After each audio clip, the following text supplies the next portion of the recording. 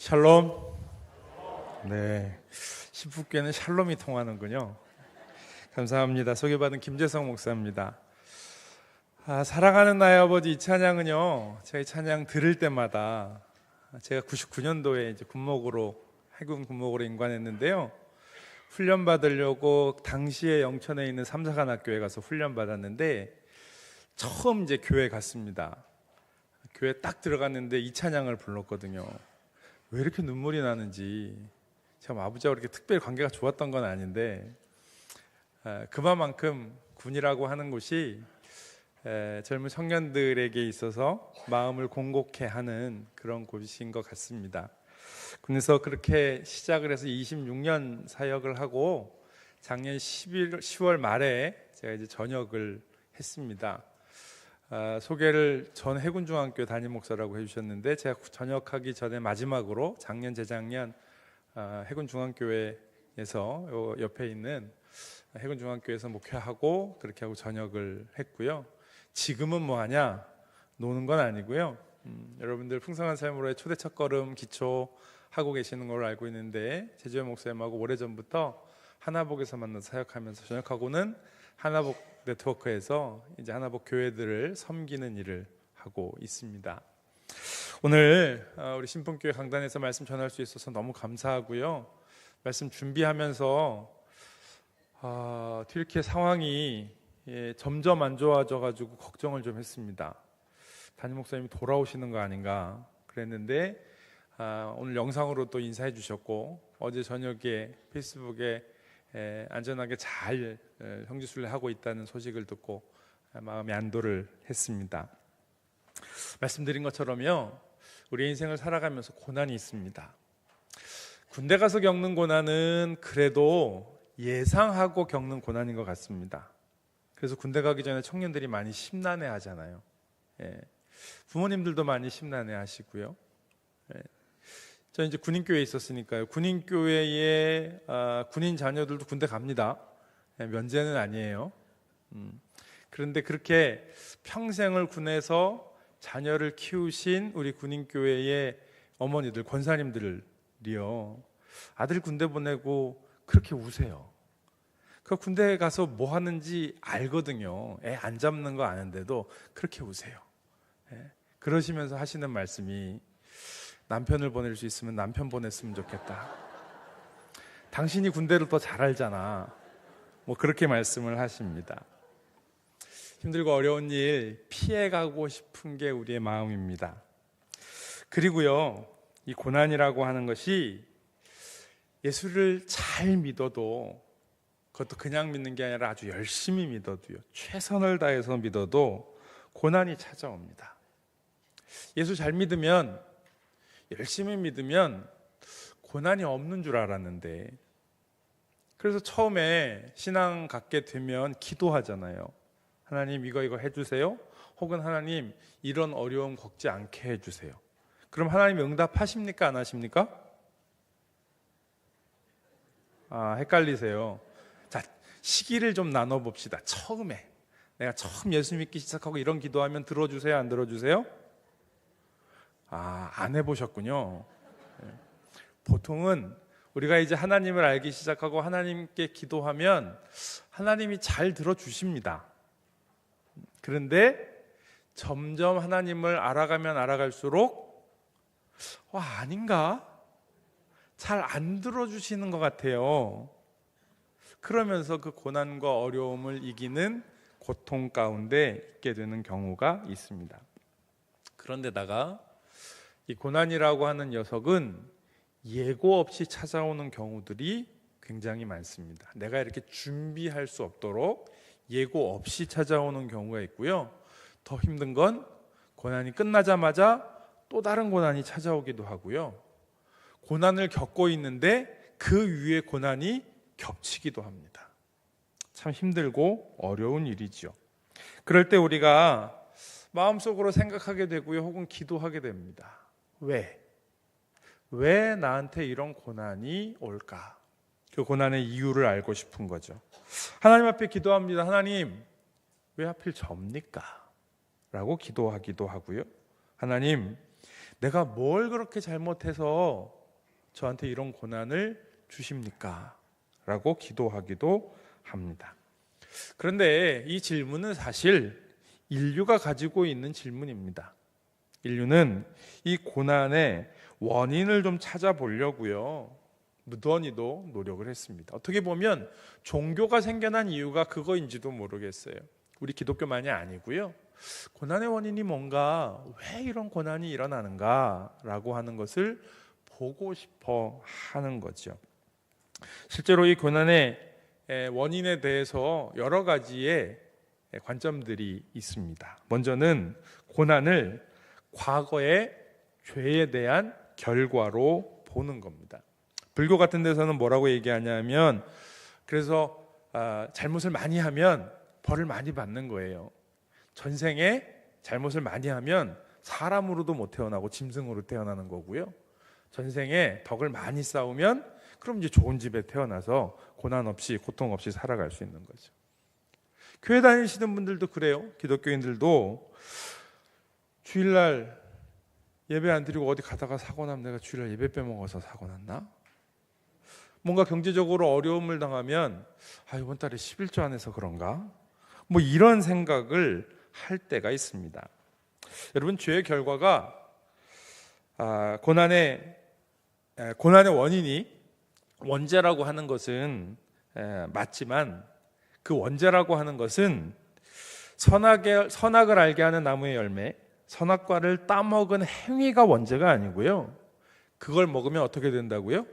하나님처럼 된다고요. 그래서 하나님처럼 되고 싶어서 그 사단의 꾀임에 넘어가는 것, 그게 죄의 본질입니다. 그러니까 내가 무엇을 잘못했다고 해서 하나님이 그렇게 바로바로 벌 주시는 분은 아니시라고 하는 거예요. 또 어떤 사람들은 고난을 그저 삶의 당연한 일부로 여깁니다. 원래 인생은 그런 거야.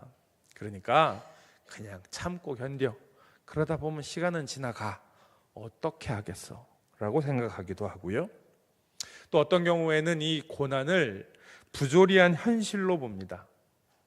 나쁜 사람들이, 혹은 나쁜 사회 제도가 이런 우리의 고난을 만든 거니까 우리는 그런 사람들과 혹은 그런 사회와 싸워야 돼 라고 이야기하기도 하고요. 요즘은 고난을 성장의 기회로 삼는 긍정적인 시각을 가지고 있습니다.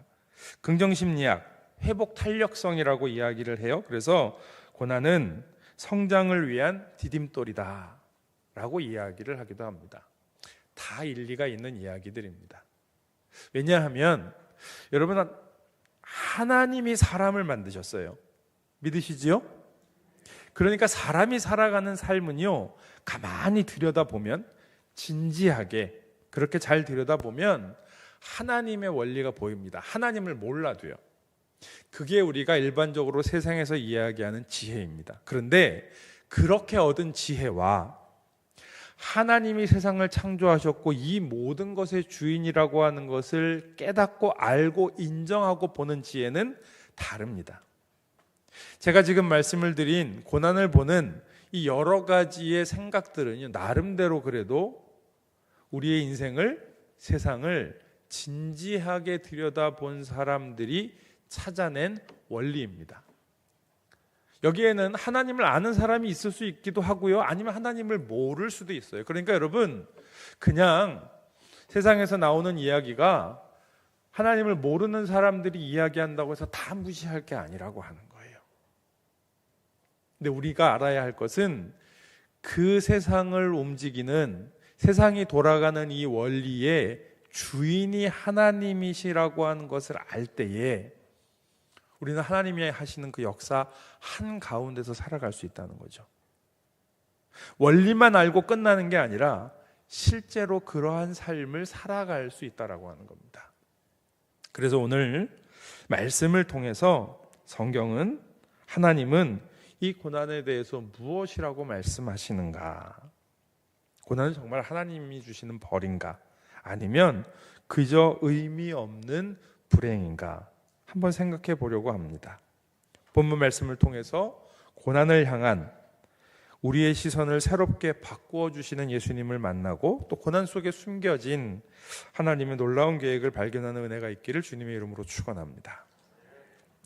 여러분, 오늘 본문은 길을 가시던 예수님과 제자들이 날 때부터 앞을 보지 못하는 사람을 만나는 장면으로 시작이 됩니다. 자, 이 사람은 날 때부터 앞을 보지 못하는 사람이었습니다. 평생 앞을 보지 못하는, 볼 수 없는 이러한 고난 속에서 살아온 사람입니다. 그를 보자마자 제자들이 예수님께 당시에 모든 유대인들이 가졌을 법한 질문을 합니다. 오늘 9장 2절 말씀을 한번 같이 보도록 하겠습니다. 2절 말씀을 보여주실래요? 제자들이 물어 이르되 랍비여, 이 사람이 맹인으로 난 것이 누구의 죄로 인함입니까? 자기입니까? 그의 부모입니까? 라고 묻습니다. 여러분, 제자들의 질문은 명료합니다. 이 끔찍한 고난의 원인이 무엇이냐는 겁니다. 당시의 사람들은 생각하기를, 또 지금 우리도 대부분 그런 생각들을 자주 하게 됩니다. 이렇게 뭔가 특별히 더 힘든 일을 겪게 된다면 이 일은 무엇 때문에 일어난 것인가? 보통은 자기 잘못이에요. 그러니까 이 사람이 어떻게 살다가 앞을 못 보는 일이 생기게 됐으면 너의 죄야, 이렇게 이야기할 수도 있을지 모르겠어요. 그게 맞다는 이야기가 아닙니다. 그렇게 이야기를 했어요. 그런데 사람들이 보기에 이 사람은 해결이 안 나는 게 뭐냐면 날 때부터 앞을 보지 못했어요. 그러니까 무슨 죄를 짓겠냐고요, 뱃속의 어린아기가. 그 가운데는 뱃속에서 죄를 지었을 수도 있어, 이런 얘기를 할지 모르겠지만 그 정도로는 아니었던 것 같아요.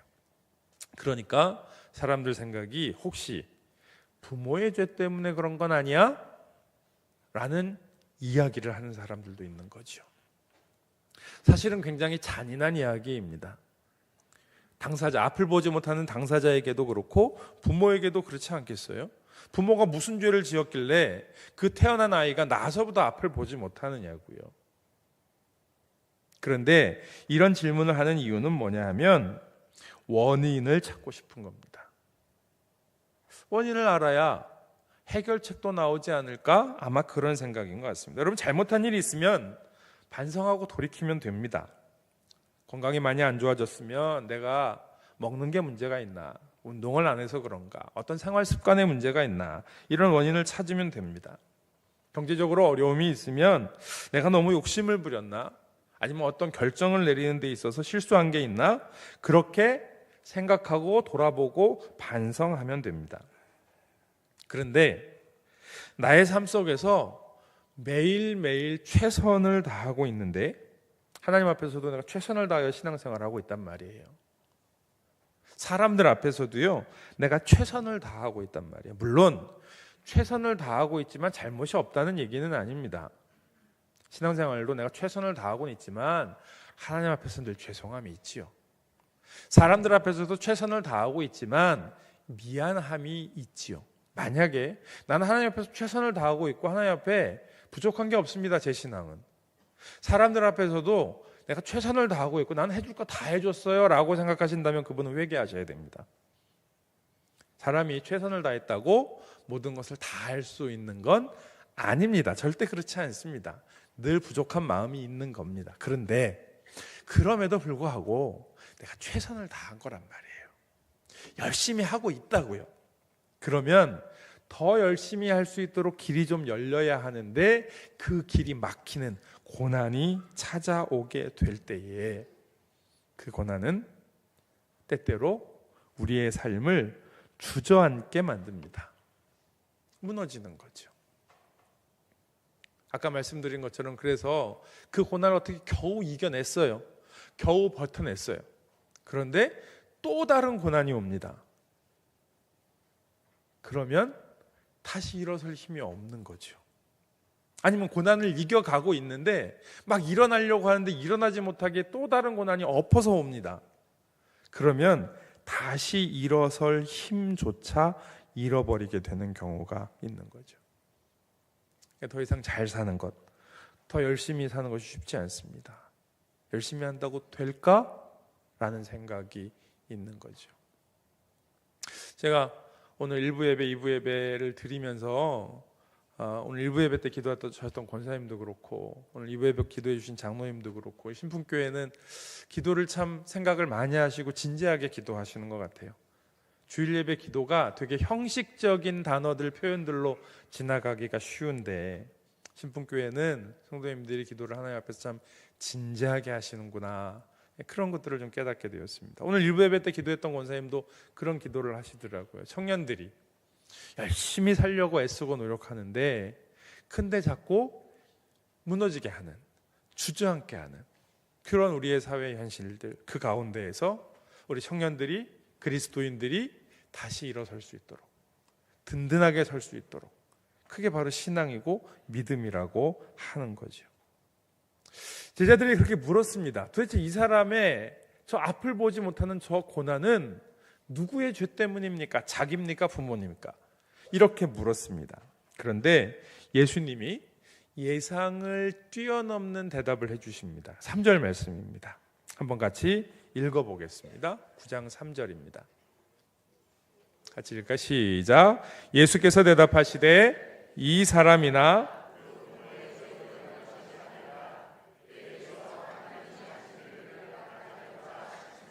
아멘. 예수님께서는 제자들이 과거의 원인을 묻는데요. 누구의 죄 때문입니까? 왜 그렇습니까? 라고 묻는데 그 질문을 미래의 목적에 대한 선포로 바꾸어 버리셨습니다. 왜? 누구의 죄 때문에? 라고 물었는데 하나님의 일을 나타내려고 하는 것이다. 왜라고 물었는데요. 그 왜라고 하는 질문이 무엇을 위해?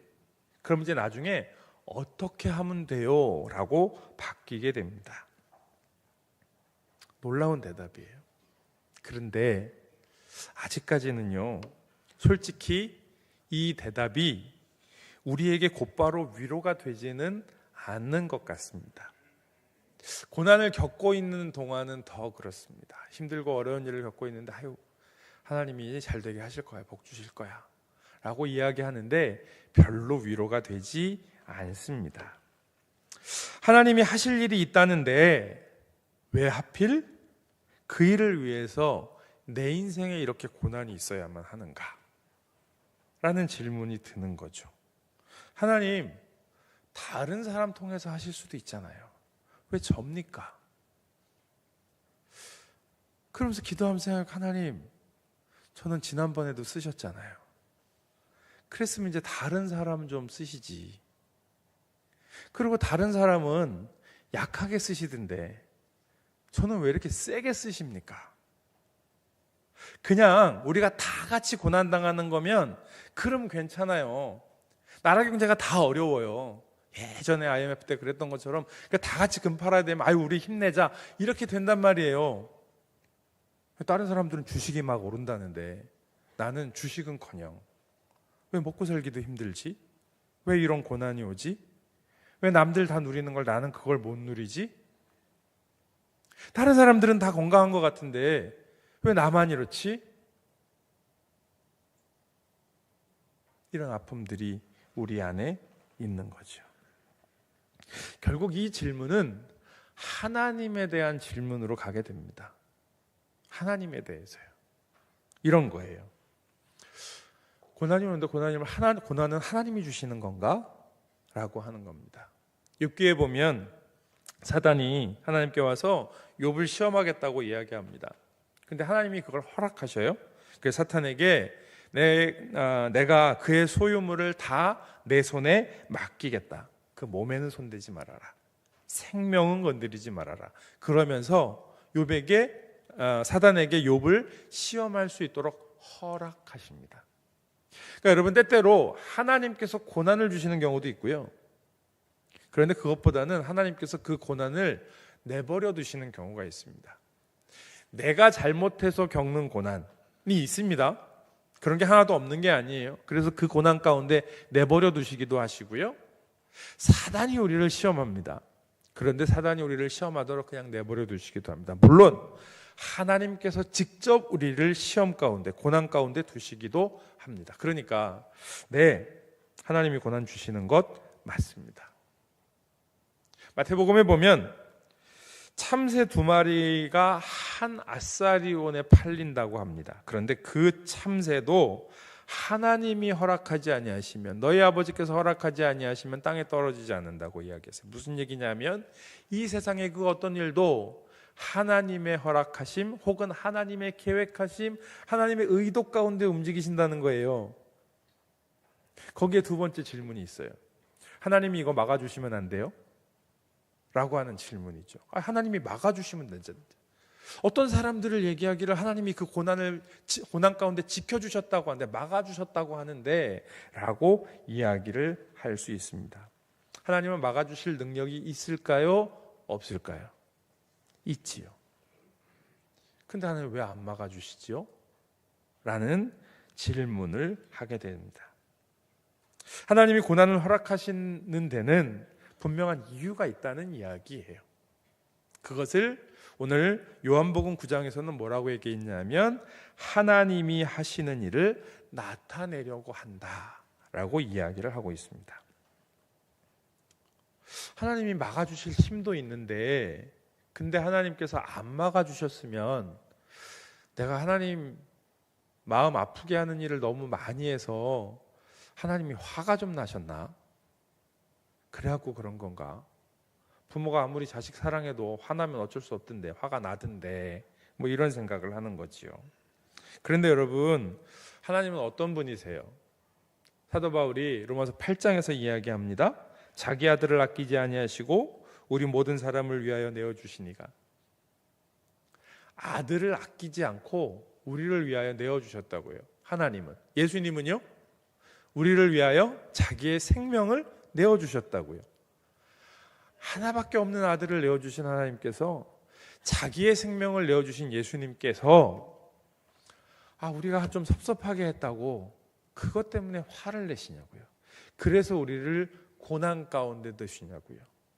너도 좀 당해봐라, 이렇게 하시겠냐고요. 아니죠. 하나님의 사랑 안에서 그 모든 것들이 이루어집니다.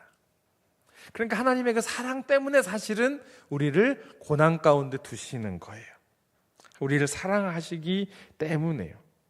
사랑하시기 때문에 우리의 삶에 개입하시고 때로는 고난이라고 하는 도구를 사용하시는 거지요. 그렇다면 하나님께서 우리의 고난을 통해 나타내고자 하시는 하나님의 일, 하나님의 하시는 일을 나타내고자 하심이라 라고 했는데, 도대체 그 하나님의 일은 무엇일까? 예수님께서 그 다음에 말씀하시는 것 같아요. 4절과 5절 말씀입니다.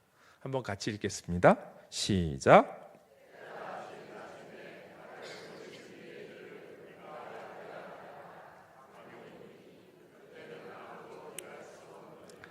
내가 세상에 있는 동안에는 세상의 빛이로라. 아멘. 여러분, 이게 무슨 얘기냐 하면, 밤이 되면 어둠이 되면 일할 수 없으니 낮에 일해야 된다는 이야기이고요. 결국 고난은 낮에 일하시는 그 하나님의 일하심에 우리가 동참한다는 거예요.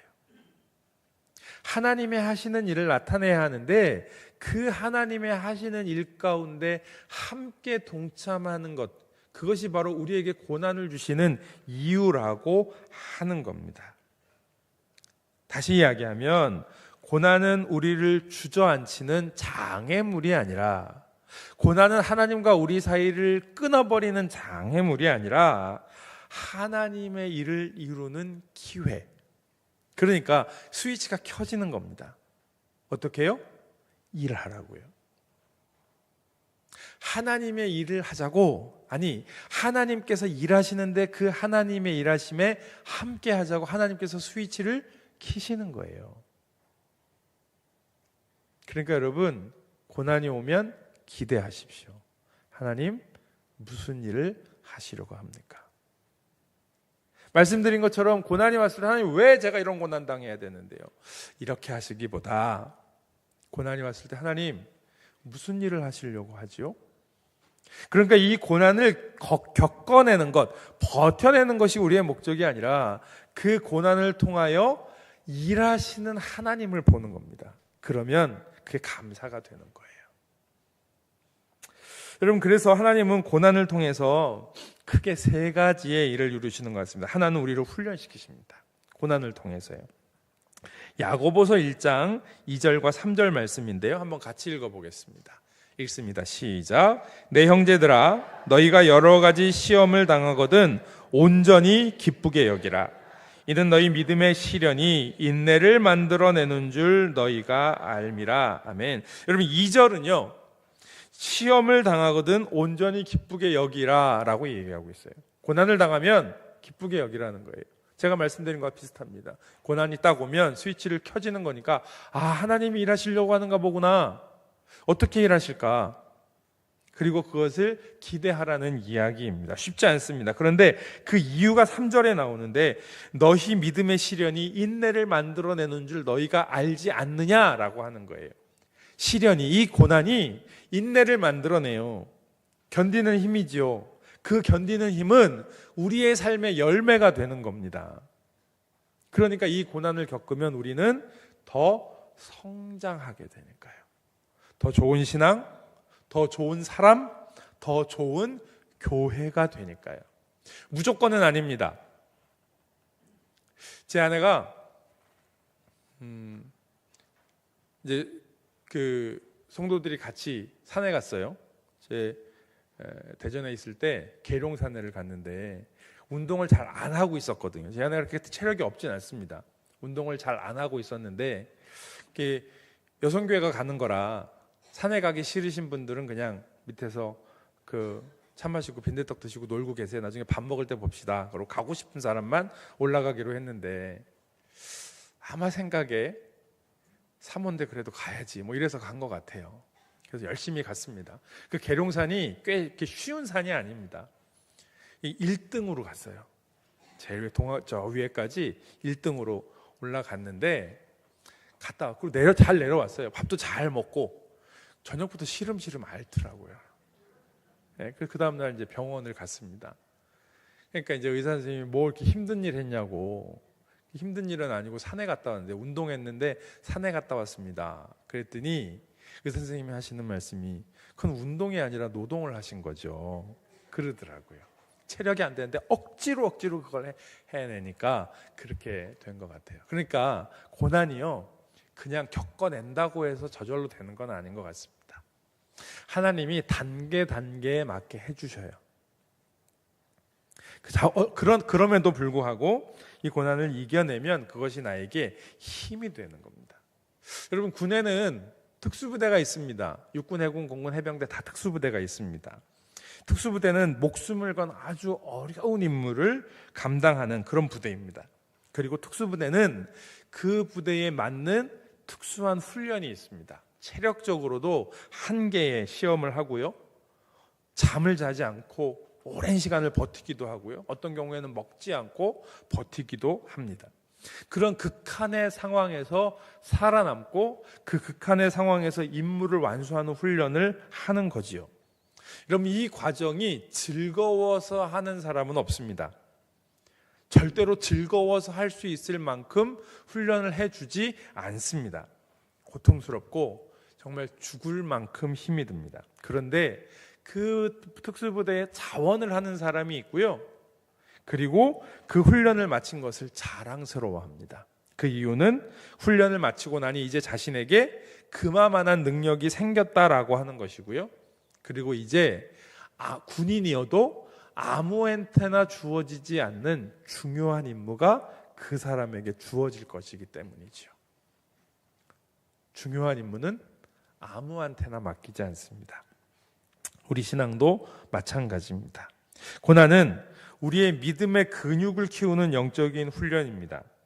편안하고 안락한 삶 속에서는 결코 얻을 수 없는 인내와 깊이를 더해주는 하나님의 훈련의 과정이라는 거죠. 여러분, 가만히 있으면 근육은 점점 빠져나갑니다. 자꾸 움직이고, 그러니까 운동을 해야 되는 거죠. 그렇게 하면 계속해서 우리의 몸은 해야 할 일을 할 수 있는 몸으로 훈련이 되어 가는 거죠. 훈련 없이 성장하는 선수는 없고요, 여러분, 아무리 실력이 좋은 선수도 더 열심히, 더 많이 훈련해야 합니다. 저절로 가만히 되는 거 아니에요. 더 많이 훈련해야 되고요. 그렇게 전 세계를 제패했던 선수들도 은퇴하고 나서 1, 2년만 지나면 어떻게 돼요? 그냥 일반적인 선수들하고 겨뤄도 될까 말까 한 실력이 되는 겁니다. 그러니까 끊임없이 훈련해야 한다라고 하는 겁니다. 그럼 어떤 분들은 그런 말씀 하시는 분이 있어요. 그래서요, 하나님, 저는 영광 같은 거 안 누려도 되니까 훈련은 좀 빼주세요. 뭐 이렇게 하시는 분들이 있어요. 훈련 빼먹고 빠지고 그래서 그냥 난 성장하지 않고 전 이대로 살면 됩니다 라고 생각하시는데, 여러분 생각해 보세요. 아이들이요 이렇게 있으면 귀엽죠. 아이고 니들 때가 좋은 거다, 뭐 세상 걱정 없고 뛰어놀면 되고 얼마나 좋을까. 근데 그 아이가 계속 그렇게 있으면은요, 그 더더군다나 부모의 입장에서 우리의 아이가 잘하지를 않아요. 그럼 어떠실 것 같아요? 부모의 마음이 무너지는 거죠. 여러분, 아이들이 말 트이는 것만 몇 달 늦어도 엄마 마음이 어때요? 안절부절이죠. 그 나중에 다 글 읽어요. 그런데 그 글 읽는 거 한두 달만 다른 애들보다 늦어져도 엄마 마음이 안절부절이에요. 그런데 우리가 잘하지 않는다고요? 그럼 하나님 보시기에 어떠시겠어요? 저절로 잘하지 않습니다. 훈련해야 합니다. 그러기 위해 고난은 사실 계속해서 우리의 삶 가운데 올 겁니다. 하나님은 이 고난을 통해서 두 번째로 우리의 믿음을 확인하십니다. 창세기 22장에 보면 하나님께서 아브라함에게 그가 100세에 얻은 아들 이삭을 번제로 바치라고 하십니다. 여러분, 번제가 뭐예요? 제물을 바치는 건데 어떻게 바쳐요? 태우는 거예요. 생명을 끊고 피를 다 빼고 각을 떠서 그래서 불에 태우는 거예요. 아들을요. 아들이 많아도 그렇게 못합니다. 그런데 하나 있는 아들을요, 그것도 100세에 낳은 아들을요, 바치라고 하셨다고요. 왜 그러셨을까요? 왜 그러셨을까요? 우리는 흔히 아브라함의 믿음을 모시려고 했다고 해요. 그런데 제가 이 본문을 묵상하면서 그런 생각이 들었어요. 하나님이 아브라함의 믿음을 아셨을까요? 모르셨을까요? 얘가 내가 대충 믿기는 하는데 혹시 이 이삭을 못 바치고 그냥 돌아가지 않을까? 이게 의심스러우셔서 왜 하나님은 아브라함에게 선물로 주신 눈에 넣어도 아프지 않을, 아니 내 목숨과 같은 그 아들 이삭을 번제로 바치라고 하셨을까요? 하나님이 아브라함의 믿음을 보고 싶으셔서가 아닙니다. 아닌 것 같아요. 오히려 하나님은 아브라함이 자기의 믿음을 보기를 원하셨습니다. 아브라함이 하나님의 명령을 따라 본토 친척 아비 집을 떠나서 갔어요. 물론 중간에 아브라함이 잘못한 일들이 얼마나 많아요. 그죠? 자기 아내를 누이라고 속이기도 하고 뭐 그러면서 그 집안에서 또 하나님을 믿지 못하고 이스마엘을 낳고 그 갈등이 있고 하갈 이스마엘 결국은 내보내고 뭐 이런 일들이 있었잖아요. 아브라함이 그렇게 열심히 하나님의 말씀을 따라 살았지만 후회스러운 일들이 계속 있는 거죠. 그런데 아브라함은 뭘 해야 돼요? 열국의 아비가 되어야 합니다. 믿음의 조상이 되어야 합니다. 하나님이 훈련시키셨어요. 그러니까 그 고난의 시간들을 잘 버티며 그의 믿음의 영적 근육이 생겨났는데 하나님이 확인시키시는 거예요. 아브라함이 그냥도 아니고 3일길을 걸어갔습니다. 그 3일길이 아브라함에게는 30년 같았을지 모릅니다. 중간에 10번, 100번, 1000번, 10,000번 돌아가고 싶은 마음이었을 거예요. 모리아산에 가서 그냥 내가 나를 바치고 말지. 나 100년 살았는데 내가 뭐 더 살아서 뭐 할 거야. 그런 마음이었을지 몰라요. 이삭을 제단 위에 올리고 그를 향하여 칼을 드는 순간까지도 도대체 하나님 왜 이러실까? 하나님의 뜻은 뭘까라는 생각을 했을 거예요. 그런데 하나님께서 그때 아브라함을 멈춰 세우시고요.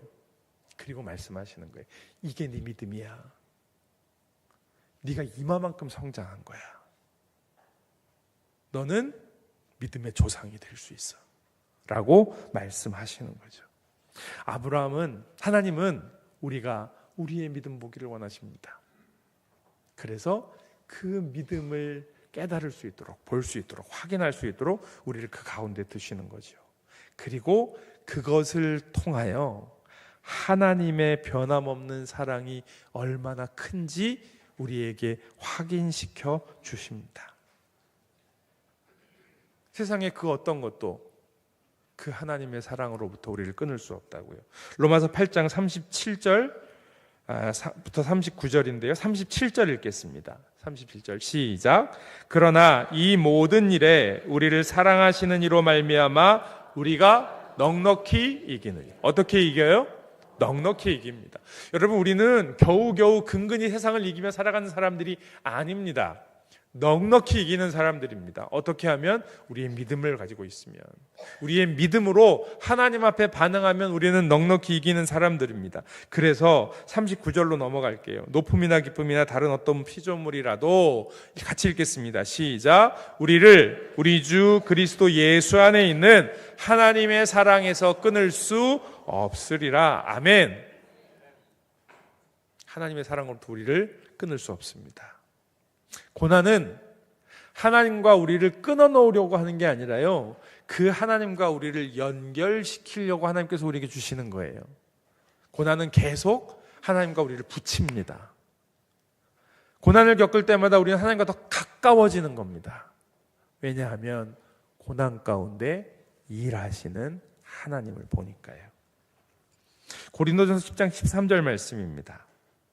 한번 우리 같이 읽을까요?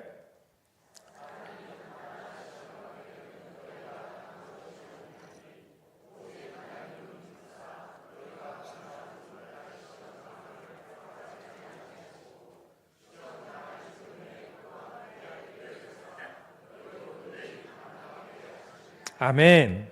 너무 잘하는 말씀입니다. 여러분, 이 말씀이 메시지 성경에서는 이렇게 번역을 했어요. 같은 본문입니다. 여러분의 앞길에 닥치는 시험과 유혹은 다른 사람들이 직면해야 했던 시험과 다르지 않습니다.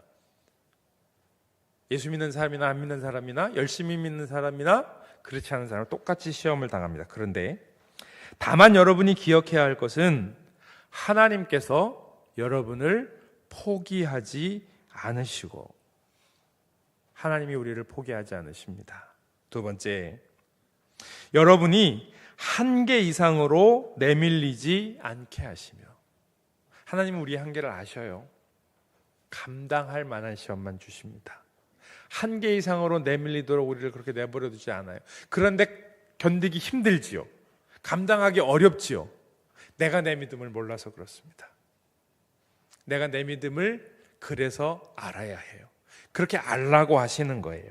그리고 세 번째, 그 시험을 이기도록 언제나 곁에 계시고 도우신다는 사실입니다. 혼자 견디라고 하시는 게 아니에요. 이걸 이기시게 하시는 분은 누구세요? 하나님이십니다. 여러분, 그렇기 때문에 우리의 고난은 우리의 축복입니다. 우리가 덕담으로 그런 말씀 많이 하세요. 아유, 이제 고생 많이 하셨는데 이제 꽃길만 걸으세요. 여러분, 죄송합니다. 꽃길만 걷는 그리스도인은 없습니다. 꽃길만 걷는 신앙 없습니다. 죄송합니다. 우리는 고난을 겪어야 합니다. 그런데 고난을 혼자 겪게 내버려 두시지 않습니다. 고난을 이길 만한, 넉넉히 이길 수 있는 능력을 이미 우리에게 주셨습니다. 우리는 뭐 해야 되는 거냐 하면 그 하나님의 능력을 발견하는, 볼 수 있는 눈을 키우는, 힘을 키우는 거예요. 그리고 그 하나님께 떨어지지 아니하고 그 하나님께 붙어있는 힘을 키우는 거예요. 그게 믿음입니다. 그것만 할 수 있으면, 그래서 우리가 믿음으로 구원받는다는 거예요. 그래서 믿음이 능력이라는 거예요. 그것만 있으면 우리는 어떠한 상황 가운데 있다 할지라도, 어떠한 고난 가운데 있다 할지라도 그것을 능히 이길 수 있는 삶을 살아가는 거지요. 그 믿음의 승리, 그 능력의 삶을 사시는 모든 성도님들 되시기를 주님의 이름으로 간절히 축원합니다. 기도하겠습니다.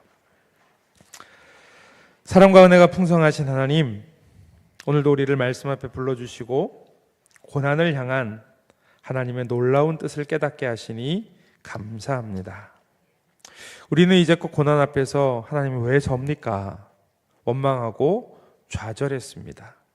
혹은 내 죄 때문이라고 스스로 자책하거나 하나님이 나를 버리셨나 의심하며 어두운 터널 속에서 홀로 신음했습니다. 오늘 말씀을 통해 우리의 눈을 열어주시니 감사합니다.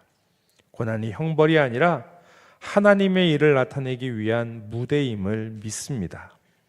우리를 훈련시키시고 우리의 믿음을 정금같이 하시고 또 그 믿음을 보게 하셔서 그 무엇도 끊을 수 없는 하나님의 사랑을 확증하기 위한 과정임을 고백합니다.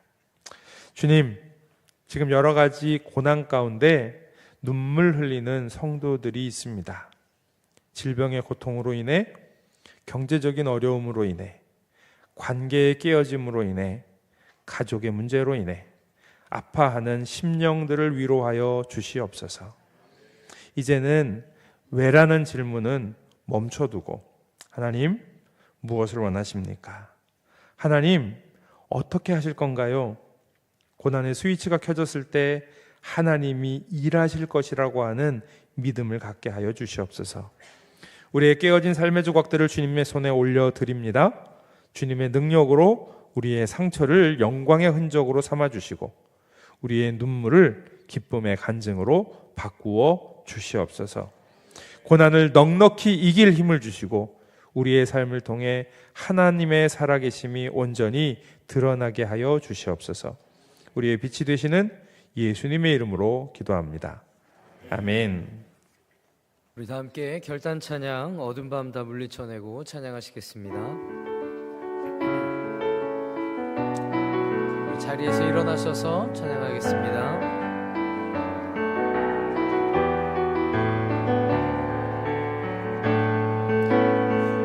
우리 함께 어둠 밤 다 물리쳐내고 우리 주님 오실 아침 같이 맞이합시다. 길이 참고 견딘 3주가 기억하시리. 그가 보이실 영광 중에 우리 나타나. 우리 다시 한번 우리 함께 어둠 밤 우리 함께 어둠 밤 다 물리쳐내고 우리 주님 오실 아침을 같이 맞이합시다.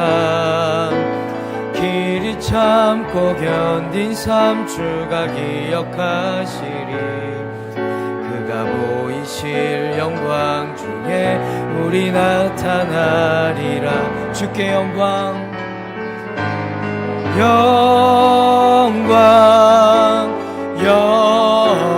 모든 찬양 받기 합당하시니 주께서 우리와 영원히 함께 하시리. 그의 부르심 따라 우리 함께 주를 우리 다시 고백합니다. 주께 영광 주께 영광 모든 찬양 받기 합당하시니 주께서 우리와 영원히 함께 하시리. 그의 부르심 따라 우리 함께 주를 노래합시다. 어두운 밤 지나고 어두운 밤 지나고 동트인다. 환한 빛 보아라. 저 빛 주 예수의 나라 이 땅에 고독했네. 우리 마지막으로 고백합니다. 어두운 밤 지나고 동태